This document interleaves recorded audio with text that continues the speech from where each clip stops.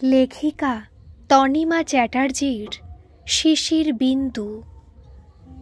আজকাল রোজ ভোর রাতে ঘুম ভেঙে যাচ্ছে, চেষ্টা করেও তারপর আর কিছুতেই ঘুম আসছে না। আজকেও যখন ঘুম ভাঙল, ভোরের আলো ফোটেনি। খানিক এপাশ ওপাশ করে উঠেই পড়ল জগন্ময়। দড়ি থেকে আলোয়ানটা টেনে গায়ে জড়াতে জড়াতে বাইরে বেরিয়ে এলো। হালকা শীতের আমেজ হাওয়ায় কনকনে ঠান্ডা পড়তে দেরি আছে, তাও গায়ে একটা কিছু না চাপালে চলে না। বাতাসে একটা শিরশিরানি ভাব রয়েছে। পূব দিকে একটু আলো আলো ভাব দেখে গ্রিলের গেটটা খুলে বাগানে চলে এলো।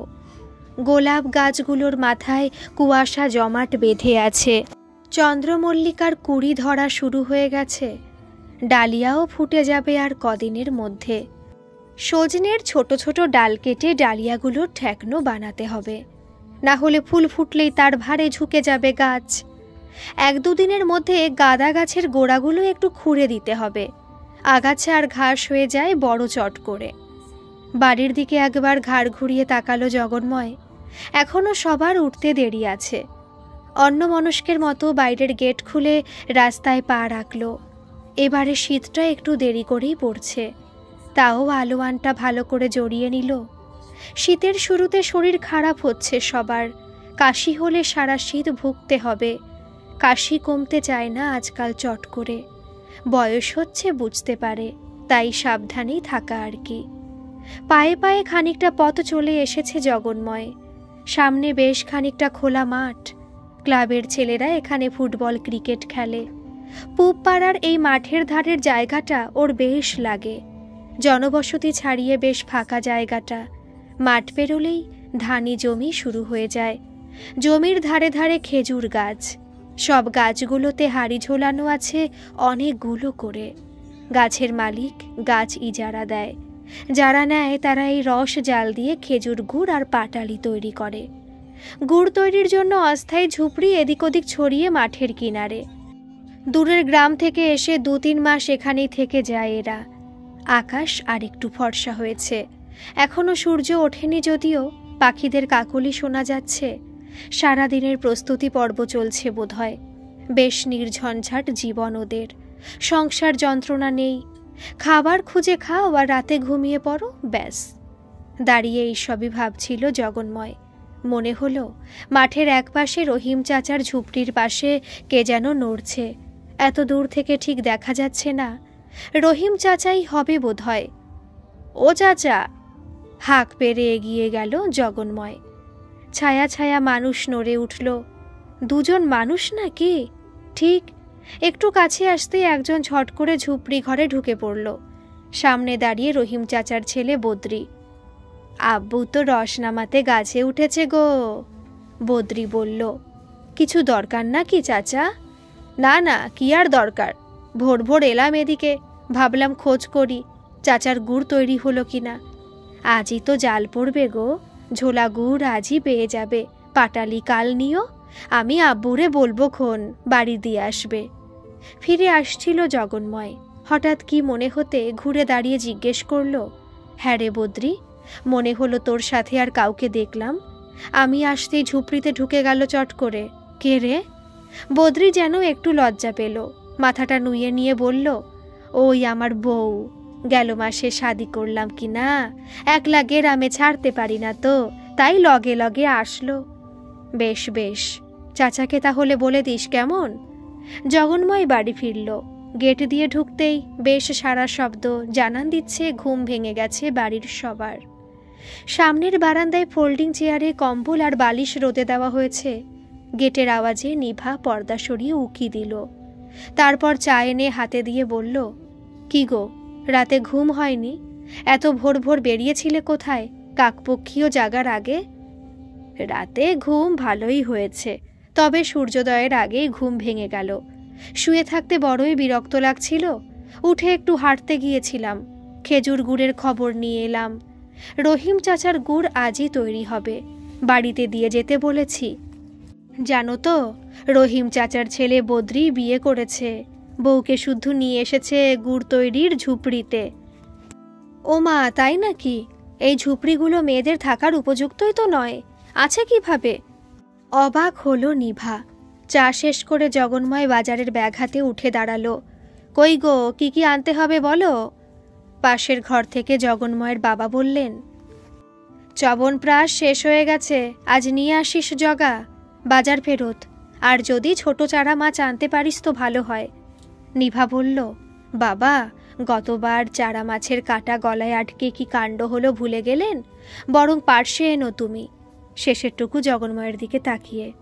থলি হাতে বেরোচ্ছে, মেয়ে এসে আবদার করল, ও বাবা, জলপাই উঠেছে কিনা দেখো না গো। ঠান্ডার সময় জলপাই তো পাওয়া যায়, কি ভালো লাগে জলপাই মাখা খেতে। দেখবো, তুই এখন পড়তে বস। বলেছি না ভোরবেলা উঠে পড়তে বসবি? এই এতক্ষণে ঘুম থেকে উঠলি? যা মা। মেয়ে লক্ষ্মীপ্রিয়া ওর বাবার চোখের মণি। এবারে হায়ার সেকেন্ডারি পরীক্ষা দেবে। এমনিতে লেখাপড়ায় বেশ ভালো মেয়ে, ওকে নিয়ে চিন্তা নেই। তবুও বাপ মায়ের ভাবনা থাকেই। বিশেষ করে জগন্ময় চায় মেয়ে লেখাপড়া করে নিজের পায়ে দাঁড়াক। তাড়াতাড়ি করে বিয়ে দিয়ে দেওয়ার একেবারেই পক্ষপাতী নয় ও। বাজার থেকে পার্শে মাছ কিনে অল্প চিংড়িও কিনে ফেলল জগন্ময়। ঠান্ডা পড়ে গেলে সবজি মাছ একটু সস্তা হয় অন্যান্য বার। এবছর এখনও বাজার আগুন একেবারে। হবে নাই বা কেন? সারা বছর কিছু না কিছু পুজো। দুর্গাপুজো কবে চলে গেছে, এখনও বাজারে প্যান্ডেল খোলেনি। কালী পুজো, জগদ্ধাত্রী পুজো, অন্নপূর্ণা একের পর এক হয়েই চলেছে একই রকম উৎসাহে। জগন্ময়ের কম বয়সে দুর্গাপুজো আর কালী পুজো ছাড়া অন্য পুজো বারোয়ারি হতে দেখেনি। আজকাল হচ্ছে। বাজারের বিক্রেতাদের নিশ্চয়ই এতগুলো পুজোর চাঁদা দিতে হয়। ওরাই বা করে কি? পাড়ার মোড়ে হারু কাকার সঙ্গে দেখা।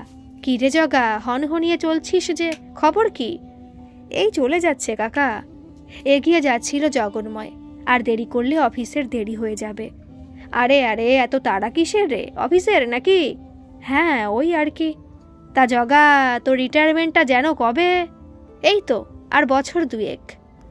ওহো হো, তোদের তো এখন আবার 60-এ রিটায়ারমেন্ট। আমি ভুলেই যাই। আমাদের সময় তো 58তেই, তাও 56 থেকেই। আমার আর ভালো লাগতো না। কবে ছুটি হবে ভাবতাম। তোদের এখনকার ছোড়াদের এনার্জি আলাদা। জীবনও অনেক সুখের হয়ে গেছে কিনা। একবার বকবক শুরু করলে আর থামতে চায় না। একেই চিংড়ি ছাড়িয়ে আনতে গিয়ে দেরি হয়ে গেছে। আজ আসি কাকা বলে কোনো ক্রমে পা চালিয়ে বাড়ি। থলিটা রান্নাঘরের মেঝেতে রেখে, এই না গো বলেই চান করতে ঢুকে পড়ে জগন্ময়। এত দেরি করলে এখন আমি কখন রান্না করব আর কখন তুমি খাবে বলো তো? গজগজ করতে করতে নিভা মাছ ধুতে লাগলো।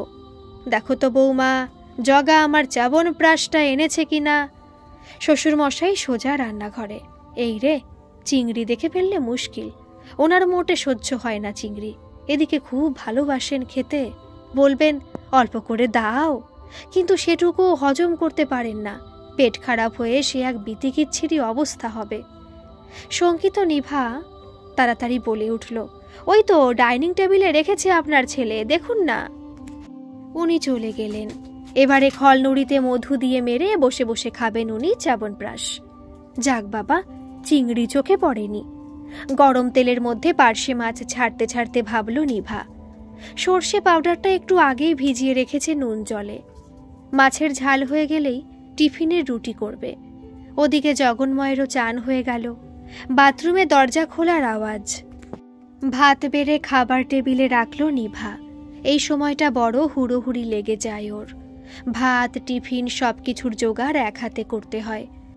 জগন্ময়ের টিফিন গুছিয়ে রেখে তারপর মেয়ে আর শ্বশুরের জলখাবার গোছায়। মেয়ের পরীক্ষার আর কয়েক মাস বাকি।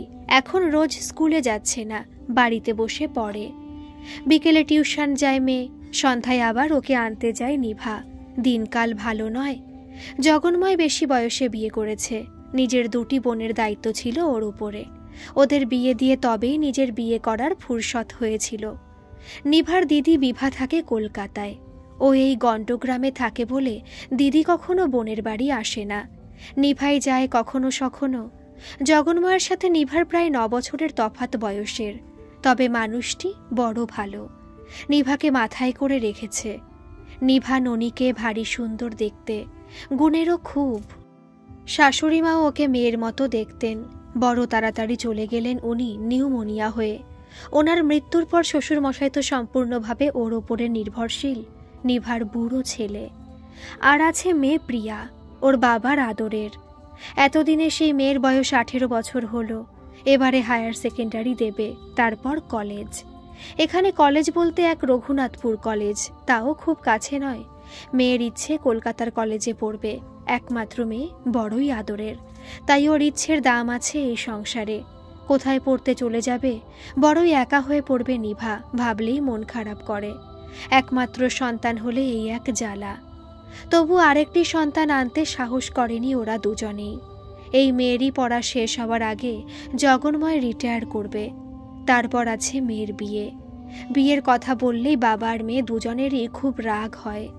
সে অবশ্য ঠিকই, মেয়েদের অর্থনৈতিক স্বাধীনতা থাকা খুব জরুরি আজকের দিনে। ও রোজগার করতে শুরু করলে নিজের বিয়েতেও খানিক সাহায্য করতে পারবে বাবাকে, দরকার হলে। অবশ্য দরকার হয়তো হবে না, সব রকম বন্দোবস্ত করে রেখেছে ওর বাবা। নিভাও কিছু কিছু টাকা জমিয়ে ওর জন্য একটা নেকলেস, কানের দুল আর হাতের ব্রেসলেট আর চুড়ি বানিয়ে রেখেছে। এছাড়া ওর আর শাশুড়ির যা আছে তাই দিয়ে হয়ে যাবে। আর কিনতে হবে না, খালি জামাইকে আশীর্বাদের যেটুকু কিনতে হবে। এইসব ভাবতে ভাবতে নিজের জলখাবার নিয়ে বসল নিভা। খেয়ে থালা নামিয়ে কাজের মেয়েকে বলল একটু পেঁয়াজ কেটে দিতে। রাতের জন্য একটু পেঁয়াজ পোস্ত করবে, সবাই ভালোবাসে। তবে পোস্তর দাম যে হারে বাড়ছে, বেশি দিন আর পোস্ত খাওয়া যাবে না। সরকারি চাকরি করে বলে জগন্ময়ের বাড়াতে একটা বিশেষ সম্মান আছে। তাছাড়াও বিচক্ষণও বটে, আর যথেষ্ট বুদ্ধি ধরে এবং নানা রকমের খবর রাখে। আশেপাশের বাড়িতে সে মেয়ের বিয়েই হোক বা ছেলেকে দূরে চাকরি করতে পাঠানোর ব্যাপারই হোক, জমি কেনা বা বাড়ি করা, কাউকে ডাক্তার দেখাতে হলে সব বিষয়ে সবাই পরামর্শ করতে চলে আসে। অফিস থেকে ফিরে চায়ের কাপে চুমুক দিতে না দিতেই নাড়ুবাবু ঢুকলেন গেট ঠেলে। কপালের ভাঁজ দেখেই বোঝা যাচ্ছে বিশেষ কোনো সমস্যার সমাধান চাইতে বা আলোচনা করতে এসেছেন জগন্ময়ের সঙ্গে। গলা তুলে জগন্ময় আর এক কাপ চায়ের কথা বলল নিভাকে। নিভা সবে আটা মাখতে বসেছে, একটু বিরক্ত হলেও হাত ধুয়ে চা বসালো। নাড়ুবাবু ততক্ষণে কাঠের চেয়ারে জমিয়ে বসেছেন। এই দুটো কাঠের চেয়ার জগন্ময়ের দাদুর আমলের, পড়ে নষ্ট হচ্ছিল। নিভা মিস্ত্রি ডেকে সারিয়ে সুরিয়ে সুন্দর ঢাকা লাগিয়ে বেশ চটকদার করে তুলেছে। ছুঁচের কারুকাজে ফুল পাতার ডিজাইন বেশ ফুটে উঠেছে চেয়ারের ঢাকাতে। নিভার হাতের কাজ চমৎকার। বাইরের লোক এলে এই চেয়ার দুটোতেই বসতে দেওয়া হয়। দুটো চেয়ারের মাঝে একটা ছোট্ট গোল টেবিল। নিভা তার উপরে চার বিস্কুট রাখল।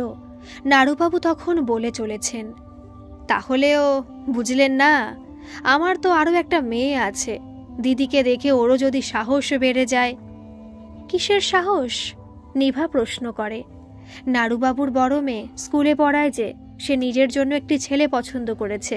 ছেলেটির একটি চালু ব্যবসা আছে, বাজারের মোড়ে জেরক্স, কুরিয়ার এইসবের। এছাড়া পাল্টি ঘর, তাও উনি দোনামোনা করছেন মেয়ের এখানে বিয়ে দিতে। নিভার দিকে তাকিয়ে বলে জগন্ময়, পাল্টি ঘর যখন, রোজগারপাতি ভালো, তখন কেন চিন্তা করছেন? দিয়ে দিন দাদা। নিভা বলল, তাছাড়া মেয়ে আপনার অ্যাডাল্ট, নিজের রোজগার আছে। সে যদি বাড়ি থেকে চলে গিয়ে বিয়ে করে, তাহলে কি আর আপনার সম্মান বাড়বে বলুন? জগন্ময় বলে। নাড়ুবাবু মাথা নাড়েন। তোমার মেয়ে হলে কি করতে? অবশ্যই বিয়ে দিতাম। শ্বাস ফেলে উঠে দাঁড়ালেন নাড়ুবাবু। যাই তাহলে, গিন্নিকে গিয়ে বলি, তিনি তোমার কথা খুব মানেন। চলে গেলেন নাড়ুবাবু, জগন্ময়ের মাথায় একটা চিন্তা ঢুকিয়ে দিয়ে। সত্যি সত্যি ভবিষ্যতে মেয়েকে নিয়ে কোনো সমস্যা লুকিয়ে আছে কিনা কে বলতে পারে। মেয়ের কোনো আবদারে তো কখনোই বাবা মা না বলেনি, কিন্তু কখনো যদি ভুল রাস্তায় পা বাড়ায় তখন কি হবে? খাবে এসো, নিভার ডাকে ভবিষ্যতের ভাবনা আপাতত স্থগিত রেখে তাড়াতাড়ি করে হাত ধুয়ে খেতে চলল জগন্ময়। খেতে বসে বাবা জিজ্ঞেস করলেন, পয়রা গুড় ওঠেনি এখনো জগা? রাতে রুটির সঙ্গে ঝোলা গুড় খেতে খুব ভালো লাগে জগন্ময়েরও। বলল, রহিম চাচার ছেলে তো বলল গুড় পাঠিয়ে দেবে, দেখো 1-2 দিন, না হলে ওর কাছে গিয়ে নিয়ে আসব। জগন্ময়কে অবশ্য যেতে হলো না। পরদিনই সকালে অফিস যাওয়ার মুখে রহিম চাচা এসে হাজির। 1 কিলো পয়রা গুড়ের একটা কলসি আর একটা বড় সড়ো পাটালির চাক নিয়ে এসেছে। ওকে দেখে হাসলো চাচা। জগন্ময়ের দেখে মনে হলো হাসিটা খুব একটা দরাজ হলো না, কি যেন কষ্ট লুকিয়ে রেখেছে বুঝি মনের মধ্যে। বদ্রি বলল, তুমি গুড় নিতে এসেছিলে? বলল রহিম। হ্যাঁ গো, তুমি ছিলে না, রস আনতে গিয়েছিলে, বদ্রি বলল। দেখলাম ছেলের বিয়ে দিয়েছ। মুখ নিচু করে হাতের জিনিসগুলো বারান্দায় রাখতে ব্যস্ত হয়ে পড়ল চাচা। দেরি হয়ে যাচ্ছে দেখে জগন্ময় অফিস রওনা হয়ে গেল। রাতে রুটির সঙ্গে ঝোলা গুড় দিয়েছে নিভা। চাচার গুড়ের গন্ধই আলাদা, কিভাবে যে বানায় অন্য কারোর গুড়ে এই স্বাদ পাওয়া যায় না। বেশ তরিবধ করে খেলো সবাই। মেয়েটা মিষ্টি খেতে চায় না, তবে চাচার এই ঝোলা গুড়ে আপত্তি নেই। বেশ হাত চেটে চেটে খাচ্ছে। বাবার দিকে চোখ পড়তেই হেসে ফেলল। রাতে ওদের মশারিটা জগন্ময় খাটায়। বাবার বিছানা করে মশারি খাটিয়ে দিয়ে সব কাজ সেরে আলো নিভিয়ে নিভা শুতে আসতে আসতে জগন্ময় বিছানায় কম্বলের তলায়। আজ নিভা ঘরে ঢুকে মুখে ক্রিম মাখতে মাখতে বলল, কি গো, ঘুমিয়ে পড়লে নাকি? না, ঘুমোইনি, বলো কি বলবে? চাচার কাছে এক অদ্ভুত কাহিনী শুনলাম জানো। জগন্ময় পাশ ফিরে নিভার দিকে মুখ করে শুলো। কাহিনী? হ্যাঁ গো। জিজ্ঞেস করলাম কবে ছেলের বিয়ে দিয়েছ। তখনই আশ্চর্য গল্প বলল। তবে গল্প নয়, সত্যি কথা। বলো। চাচাদের গ্রামে বেশিরভাগ মানুষই মুসলমান। এদের মধ্যে 20% মতো হিন্দু পরিবারও থাকে। কোনো গণ্ডগোল নেই হিন্দু মুসলমানের মধ্যে, শান্তিপূর্ণভাবে থাকে সবাই। হিন্দুরা ঈদের দিন মুসলমানের ঘরে যায় আনন্দে সামিল হতে, আবার হিন্দু মুসলমান সবাই মিলে দুর্গাপুজোও করে। এদিকে সম্প্রতি এক অঘটন ঘটল, যার ফলে গ্রামের শান্তি ভঙ্গ তো হলই, তার সঙ্গে চাচার নিরুপদ্রব জীবন একেবারে ছত্রভঙ্গ অবস্থা। সে কি এমন ঘটল? বদ্রি একটু লেখাপড়া শিখেছে, বিয়ে পাশ। গ্রামের এক হিন্দু মেয়ের প্রেমে পড়ে গেল। দুজনে নাকি একসঙ্গে কলেজ যাতায়াত করত। পাশ করে বদ্রি চাকরি চেষ্টা করছে যাতে বাবাকে এই গুড় বানানোর পরিশ্রম থেকে নিষ্কৃতি দিতে পারে। ওদিকে ওই মেয়ের বাড়ি থেকে ওর বিয়ের বন্দোবস্ত করে ফেলেছে। বদ্রি রহিম চাচাকে নিজের প্রেমের কথা জানাতে চাচা প্রথমে রেগে গিয়েছিল খুব, তবে পরে ছেলে সুখী হবে মনে করে মেনে নিয়েছিল। সেই মতো মেয়েটার বাড়িতে কথা বলতেও গিয়েছিল, কিন্তু মেয়ের বাড়ি তো মানলই না, উপরন্তু ওদের যা তা বলে অপমান করল। বদ্রি একে ভিন্ন ধর্মের, তাই রোজগার করে না। দেখতে দেখতে সেই মেয়ের বিয়ের দিন এসে গেল। বিফল মনোরথ বদ্রি বিয়ের রাতে মন খারাপ করে বসেছিল নিজের বাড়িতে। দূর থেকে ভেসে আসছিল মেয়ের বাড়ির সানাইয়ের আওয়াজ। এদিকে সন্ধ্যার সময় লাল বেনারসি গয়না পরে মুখ ঢেকে কোণে হুড়মুড় করে এসে ওদের বাড়িতে ঢুকে পড়ল। পরদিনই ওদের এই গুড় তৈরির ঝুপড়িতে চলে আসার কথা, তাই বাপ বেটা তৈরিই ছিল। মেয়েটির পেছনে তাড়া করে আসা মানুষদের হাত থেকে বাঁচতে ওরা সেই রাতেই বেরিয়ে পড়ে। ধরতে পারলে রায়ট লেগে যাবে, মেয়েটাকে মেরেও ফেলতে পারে। চাচা সোজা মৌলবীর কাছে নিয়ে গিয়ে ওদের শাদি করিয়ে রাতারাতি এই ঝুপড়িতে নিয়ে চলে এলো উপায় না দেখে। জগন্ময় সব শুনে নিঃশ্বাস ফেলে বলে, কি আর করা যাবে, আস্তে আস্তে চাচার অভ্যেস হয়ে যাবে। শাদি নিজেই করিয়েছে যখন, ছেলে বউ তো ভালো থাকবে, সংসার করুক। নিভা উত্তেজিত হয়ে উঠে দাঁড়ালো। দাঁড়াও দাঁড়াও, পুরোটা শোনো আগে। ঝুপড়িতে এসে ক্লান্ত তিনজন কোনো রকমে ঘুমিয়ে পড়েছে না খেয়ে দে। পরদিন সকালে বদ্রি আবিষ্কার করে এ মেয়ে সেই মেয়ে নয়। মানে? বিছানার মধ্যে উঠে বসল জগন্ময়। হ্যাঁ গো, সেটাই তো বলছি। সেই মেয়ের যথাসময় তার বাপ মায়ের পছন্দ করা ছেলের সঙ্গে বিয়ে হয়ে গেছে। সে তার শ্বশুর বাড়ি চলে গেছে। এই মেয়ে অন্য, এর মা বাপ নেই। জ্ঞাতিরা টাকার বিনিময়ে একটা আধবুড়ো লোকের সঙ্গে এর বিয়ে দিয়ে দিচ্ছিল। সেখানে বিয়ে করবে না বলে পালাতে গিয়ে ঘটনাক্রমে মেয়েটা ওদের বাড়ি এসে পড়ে। মুখ ঢেকে রেখেছিল, ওরা খুলে দেখার চেষ্টা করেনি, কারণ ওরা ধরেই নিয়েছিল এটা সেই মেয়ে। তারপর সব এত তাড়াতাড়ি হয়ে গেছে যে কিছু বোঝার আগেই বদ্রির সঙ্গে ওর বিয়ে হয়ে গেল। এখন বদ্রি এই বউকে মানতে চাইছে না, চাচা পড়েছে মহাবিপদে। এমন অদ্ভুত ঘটনা শুনে জগন্ময়ের তো ঘুম উড়ে যাওয়ার জোগাড়। মেয়েটাকে আমাদের বাড়িতে রাখলে হয় না? বেচারির কি দুর্দশা ভাবো তো। নিভার মুখ থেকে কথাগুলো বেরিয়ে এলো। নিজেও মেয়ের মা কিনা, আর একটা মেয়ের দুর্দশা দেখে নরম হয়ে পড়েছে। আচ্ছা, আমি ভেবে দেখছি, বলল জগন্ময়। পরের দিন সকালবেলায় বেশ ঠান্ডা লাগছিল জগন্ময়ের। উত্তর দিক থেকে হাওয়া দিচ্ছে। মনে পড়ল একটা সোয়েটার কিনতে হবে প্রিয়ার জন্য। এই সপ্তাহের শেষের দিকে একবার আসানসোল চলে যাবে। ওখানে বাজার বেশ ভালো। নিভার জন্য একটা শাল আর গরম কাপড়ের ব্লাউজ কিনলে হয়। নিভাকে জিজ্ঞেস করলে তো বলবে ওর কিছু লাগবে না, সব আছে। ওকে না জানিয়ে কিনতে হবে। টাকা পয়সার হিসেব করতে লাগলো মনে মনে। অফিস পৌঁছে সহকর্মী দুলুর সঙ্গে সামনের গেটেই দেখা। কি হে, জব্বর ঠান্ডা পড়েছে, চা খাবে নাকি? দুজনে অফিসের ক্যান্টিন থেকে 1 কাপ করে চা নিয়ে বসলো।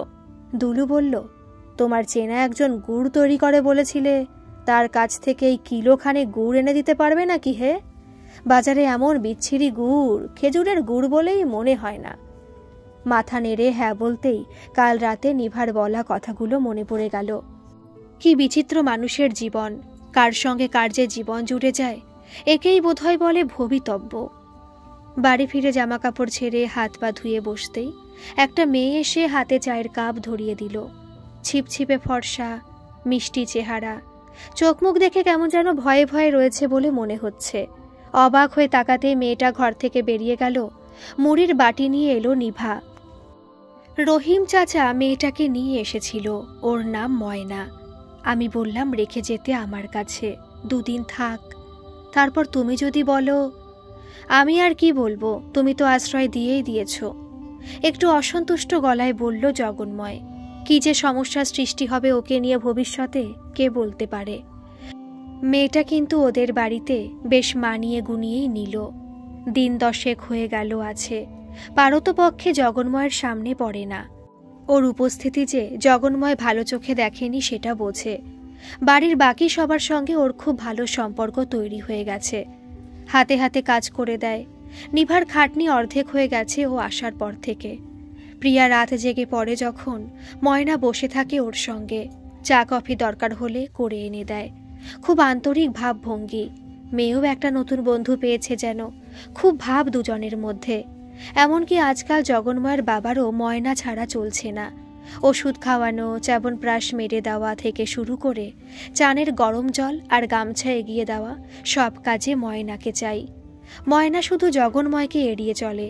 ওকে বোধহয় ভয় পায় একটু। খালি রবিবার জগন্ময় বাজার থেকে ফিরলে থলিটা হাত থেকে নিয়ে রান্নাঘরে চলে যায়। তারপর সবজি মাছ সব ধুয়ে গুছিয়ে তুলে রাখে। বাড়ির একজন হয়ে উঠেছে অল্প দিনের মধ্যেই। বাড়ির সবাই ওকে নিয়ে আনন্দে থাকলে কি হবে, জগন্ময়ের মাথায় চিন্তা ঘুরতে থাকে। আইনত ও বদ্রির বউ, চিরকাল তো এখানে থাকতে পারে না। এদিকে বদ্রি ওকে মন থেকে মেনে নেয়নি। শীতের শেষে ওরা যখন ওদের নিজেদের গ্রামে ফিরে যাবে, কি হবে তখন? এরপর মেয়েটির বাড়ির লোক জানতে পারলে কি ধরনের বিপত্তি এসে পড়বে কে বলতে পারে। এত আপনার হয়ে পড়া মেয়েটার দুর্দশা সহ্য হবে তো নিভার? নাকি ওকে এখানেই রেখে দেবে বরাবরের মতো? ভাগ্যতাড়িত অসহায় মেয়েটা আস্তে আস্তে নিজের মেয়ের মতোই হয়ে উঠছে, বোঝে জগন্ময়। সরস্বতী পুজোর দিন সকালে ঘুম থেকে উঠে প্রিয়া আর নিভা তৈরি হয়ে নিয়েছে অঞ্জলি দিতে যাবে পাড়ার ঠাকুর মণ্ডপে। প্রিয়া আজ একটা হলুদ রঙের ঢাকাই শাড়ি পরেছে, কি সুন্দর দেখাচ্ছে ওকে। জগন্ময় চোখ সরাতে পারছে না নিজের মেয়ের দিক থেকে। বাইরে বাগানের হলুদ ডালিয়া ফুলগুলোর মতো লাগছে ওকে। চিবুক ধরে একটু আদর করে দিল জগন্ময় মেয়েকে। পাশে পাশে ময়নাও এলো স্নান করে নিভার দেওয়া নতুন ছাপা শাড়ি পরে। অস্বীকার করা যায় না, ওকেও খুব মিষ্টি লাগছে। ও যাবে নিভাদের সঙ্গে অঞ্জলি দিতে। মেয়েটা মনের মধ্যে ঠাঁই করেই নিয়েছে, যেন জগন্ময় আর নিভা ননির আর এক সন্তান। নিজেকে নিজেই বলতে থাকে জগন্ময়, মায়া বাড়িও না হে, পরে মুশকিলে পড়বে। এ পরের ধন তোমার কাছে গচ্ছিত আছে কেবল। নিভা কিন্তু ময়নাকে অঞ্জলি দিতে নিয়ে যাওয়ার সময় একটু ইতস্তত করতে লাগলো। এককালে হিন্দুর মেয়ে ছিল, কিন্তু এখন তো মুসলমান বাড়ির বউও। ওর কি এখন মা সরস্বতীর অঞ্জলি দেওয়া চলে? মেয়েটা এমন উৎসাহ নিয়ে নতুন শাড়ি পরে সেজে গুজে তৈরি হয়েছে, মুখের ওপরেও নাও বলা যাচ্ছে না। জগন্ময়কে একটু আড়ালে ডেকে নিভা সে কথা বলতেই জগন্ময় বলল, মায়ের কাছে সব সন্তানই গ্রহণীয়। ওর মনে যদি ভক্তি থাকে তাহলে কেন দেবে না অঞ্জলি? ওকে বাদ দিয়ে তোমারই কি ভালো লাগবে যেতে? ও তো তোমার আর এক মেয়ে হয়ে উঠেছে এই কয়েকদিনের মধ্যেই। যাক, বাগদেবীর আরাধনা করে আসুক। দেবদেবীর আশীর্বাদ ওর জীবনে খুব প্রয়োজন। এবারে বরং তোমরা ওকে একটু লেখাপড়া শিখিও। আচ্ছা। নিভা চলে গেল অঞ্জলি দিতে, দুই মেয়ে নিয়ে খুশি মুখে। জগন্ময়ের কাছ থেকে আশ্বাস পেয়ে ও একটু নিশ্চিন্ত হয়েছে। এ কথা জগন্ময় ঠিক বলেছে, ময়নাকে না নিয়ে গেলেও যে ওর ভালো লাগতো না। ওরা বেরিয়ে যাওয়ার পর বাগানে এসে দাঁড়ালো জগন্ময়। গাঁদা ফুলের মেলা বসেছে যেন, বিশাল বিশাল ফুল হয়েছে এক একটা। বাগানটা যেন আলো হয়ে আছে। ডালিয়া চন্দ্রমল্লিকাগুলো মাথা দুলিয়ে হাসছে, রঙের ছড়াছড়ি। প্রকৃতির এই অকৃপণ দান দেখে মনটা কেমন খুশি খুশি হয়ে যায় জগন্ময়ের। দাঁড়িয়ে দাঁড়িয়ে কিছুক্ষণ ফুল পর্যবেক্ষণ করে, তারপর অফিসের পথে রওনা দেয়। সরস্বতী পুজোর পরের দিন রান্না থাকে না নিভার। সেদিন শীতলা ষষ্ঠী, বাসি খাবার দিন। সরস্বতী পুজোর অঞ্জলি দিয়ে এসে সেদিনের লুচি খিচুড়ি সব রেঁধে আবার পরের দিনের গোটা সেদ্ধ রান্না করে রাখতে হয়। তাছাড়া সেদিন সারাদিনের এমনকি রাতের খাবার পর্যন্ত তৈরি করে রাখতে হয়। খুব খাটনি যায় নিভার। তবে পরদিন সকালে ষষ্ঠী মায়ের পুজো করার পর আর কোনো কাজ থাকে না।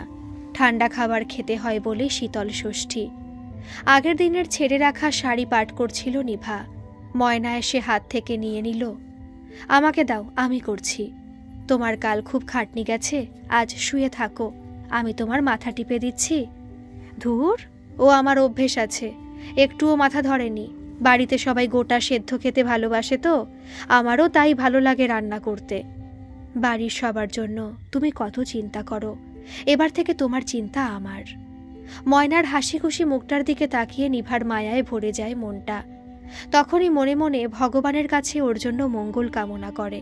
বড্ড ভালোবেসে ফেলেছে মেয়েটাকে। আহা, কি যে আছে ওর কপালে কে জানে।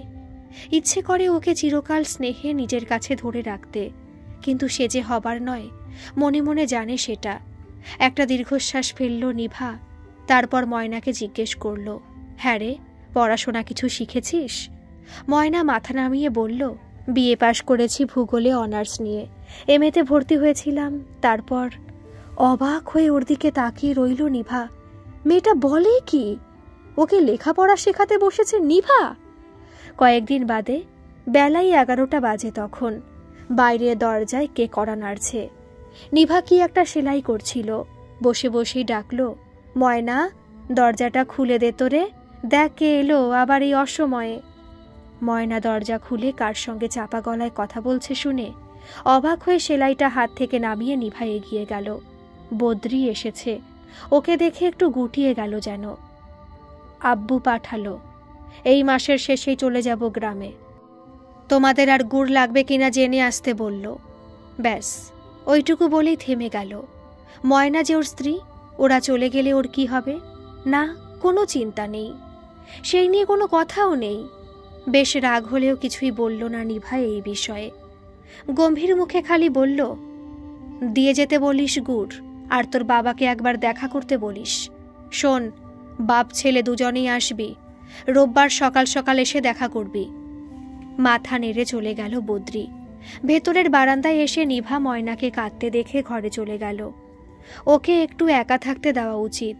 কদিনের মধ্যে ওর জীবনটা বড়ই ওলট পালট হয়ে গেছে। অনিশ্চিত ভবিষ্যৎ যে কি চেহারা নিয়ে অপেক্ষা করছে ওর জন্য ভাবলেও মন খারাপ করে।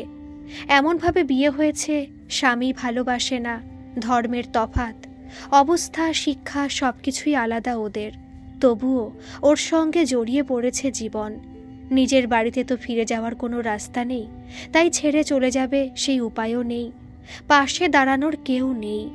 আত্মীয় স্বজনের কাছে ফিরলে আর বেঁচে থাকবে কিনা তার ঠিক নেই। ওর জন্য দুঃখে মন বিষাদগ্রস্ত হয়ে যায় নিভার। সম্ভব হলে নিজের কাছে রেখে দিত ওকে, কিন্তু সেটাও তো একটা স্বাভাবিক জীবন হবে না ওর পক্ষে। আর 5টা মেয়ের মতো ওরও নিজের সংসার করার অধিকার আছে। তবে সে অধিকারও পাবে কি কোথাও কখনো? নিজের করে কাউকে পাবে কি যে নিজের ইচ্ছায় ভালোবেসে ওর দায়িত্ব নেবে? নাকি শিশির বিন্দুর মতো ঝরে পড়ে যাবে মাটিতে? রবিবার সকাল সকাল এলো রহিম আর বদ্রি। জগন্ময় সকালের চা খেয়ে চায়ের কাপটা সবে রেখেছে তখন।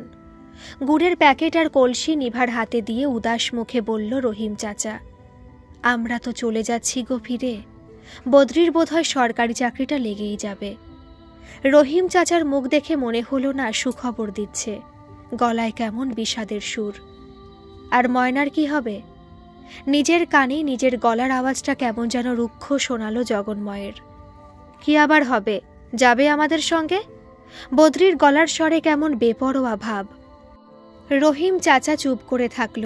বদ্রি আবার বলে উঠল, আমার সঙ্গেই যাবে। সাধি করেছি যখন, দায়িত্ব তো নিতেই হবে আমাকে, ফেলতে তো পারবো না। এমনভাবে বলল যেন পারলে ফেলেই দিত। দয়া দেখাচ্ছে হেলা ফেলা আর অশ্রদ্ধার পাত্রী ময়নাকে। অসহায় মেয়েদের ওপরে বেশিরভাগ মানুষেরই বোধহয় এমন মনোভাব। শুনেই কেমন যেন রাগ হয়ে গেল জগন্ময়ের। ধমকে উঠল, এতদিন এই দায়িত্ববোধ কোথায় ছিল তোর শুনি? নিজের পাশে ঠাঁই দিসনি, অসহায়ের মতো পরের বাড়ি পড়ে আছে। এখন যে নিয়ে যাবি বলছিস, ওখানে গিয়ে যদি কোনো হুজ্জুত হয় সামলাবে কে শুনি? তোর বুড়ো বাপ? ওকে অসহায় মনে করে যা ইচ্ছে তাই করবি, সে আমি হতে দেব না। রাগের চোটে গলাটা একটু উঠেই গেল জগন্ময়ের। মনে রইল না যে ময়না ওদের কেউ হয় না, আশ্রিতা। কদিন আগে ওরা ময়নাকে চিনতই না।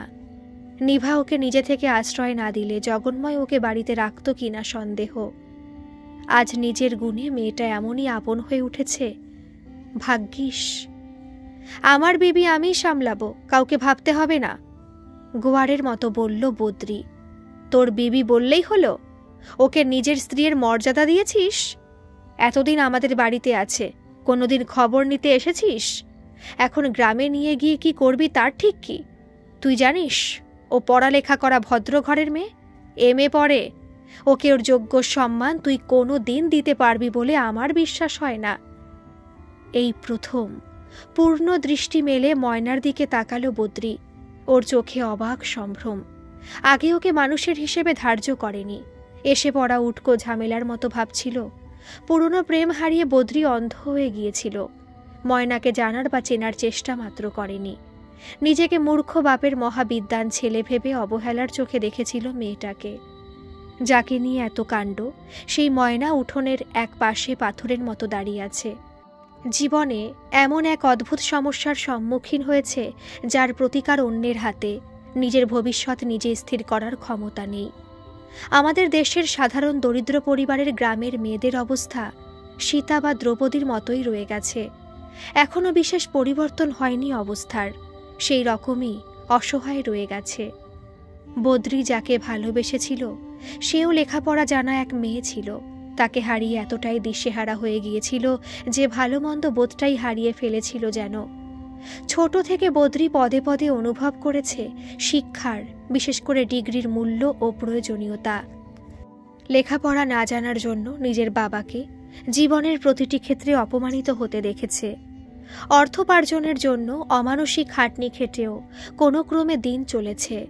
না সাচ্ছল্য, না সম্মান, কোনোটাই পায়নি। নিজেই অবস্থা থেকে উত্তরণের পথে এইভাবেই যেতে চেয়েছিল বোধহয় বদ্রি।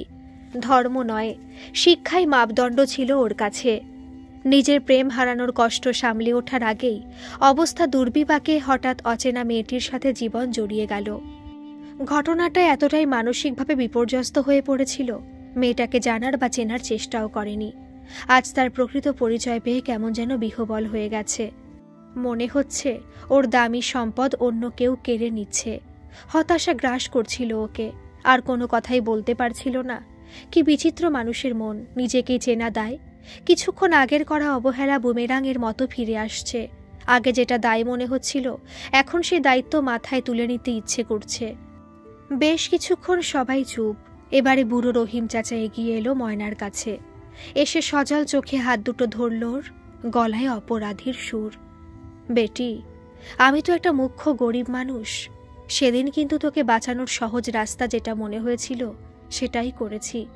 যা করেছি তোর ভালো হবে মনে করেই করেছি। মনে আমার কোনো খারাপ উদ্দেশ্য ছিল না। নিজের মেয়ের মতো করে আপন করে নেওয়ার চেষ্টা করেছি। যদি অপরাধ করে থাকি নিজের হাতে শাস্তি দে আমাকে। আয় মা, এই বাপের সঙ্গে চল। আমি তোকে আমার বেটি মেনেছি, আমাকে ফিরিয়ে দিবি? আজ যদি এই বুড়ো ছেলের সঙ্গে আসিস তাহলে তোকে যে কোনো বিপদ থেকে বাঁচানোর দায়িত্ব আমার। জান থাকতে আমি তোর কোনো ক্ষতি হতে দেব না। এই বুড়ো হাড়ে এখনো অনেক শক্তি আছে মেয়েকে রক্ষা করার জন্য। রহিম চাচার মেয়ে তুই, কেউ তোর কোনো ক্ষতি করতে পারবে না, কথা দিচ্ছি। এইবারে পাথর প্রতিমা প্রাণ ফিরে পেল। এতক্ষণের বাদ প্রতিবাদ কোনো কিছু দাগ কাটছিল না ওর অন্তরে। রহিম চাচার এই ভালোবাসা মাখা কথাগুলো যেন জাদুর মতো কাজ করল। ঝরঝর করে কেঁদে ফেলল ময়না। নিভা এসে জড়িয়ে ধরল ময়নাকে। ও যে নিজের সন্তানের জায়গায় বসিয়েছে মেয়েটাকে। ময়নাও নিজের ভেতরে জমে থাকা কষ্ট চোখের জলে ধুয়ে ফেলতে লাগলো নিভার বুকের ভেতরে লুকিয়ে। পরদিন সবার কাছে বিদায় নিয়ে রহিম চাচার হাত ধরে ময়না চলল তার নতুন অবস্থান বুঝে নিতে। পেছনেও অনেকখানি আশ্বাস থেকে গেল একটা চিরকালীন আশ্রয়ের। থেকে গেল ভেতরের টান আর ভালোবাসা অনাত্মীয় এই পরিবারে, নিজের পরিবারে, যাও কখনোই পায়নি। এতটা নিজের করে কাউকে দেখেনিও নিজেও। ছেড়ে যেতে যেন শিকড় ছেঁড়ার আওয়াজ পাচ্ছে। ছলছল চোখে হাঁটতে লাগলো নিরুপায় ময়না রহিম চাচার পাশে পাশে। বদ্রি চলল পেছন পেছন একটু দূরে। ওকে জীবন সাথী বলে কোনোদিন কি ময়না মেনে নিতে পারবে? যাকে নিজের বিবাহিত বলে মেনে নিতে পারছিল না, নিজেকেই এখন আগে তার নির্ভরযোগ্য করে তুলতে অনেক সময় লাগবে, সেটা বুঝতে পারছে বেশ। জগন্ময় বলল, পৌঁছে একটা খবর দিতে ভুলো না। ওরা একটু এগিয়ে গেলে নিভা দুহাত জোর করে প্রণাম করে ঈশ্বরের উদ্দেশ্যে বলে উঠল, মঙ্গল করো ভগবান, ভালো রেখো মেয়েটাকে, আর যেন কষ্ট না পায়। চোখ দিয়ে জল গড়িয়ে পড়ল। এত অল্প দিনে এতটাই কাছের হয়ে গিয়েছিল মেয়েটা। বুকটা কেমন খালি খালি লাগছে। তার সঙ্গে ময়নার ভবিষ্যতের জন্য একটা উৎকণ্ঠা। জগন্মায়ের বাবা বললেন, বাড়িটা খালি হয়ে গেল গো। মেয়ে বলল, খুব মন খারাপ লাগছে ময়না দিদির জন্য। জগন্মায়ের চোখটাও কেমন যেন কড়কড় করে উঠল। বড়ই মায়ায় জড়িয়ে ফেলেছিল মেয়েটা। গল্পটি কেমন লাগলো অবশ্যই কমেন্ট করে জানাবেন। আর ভালো লাগলে প্লিজ একটা সাবস্ক্রাইব করে আমার পাশে থাকবেন। ধন্যবাদ।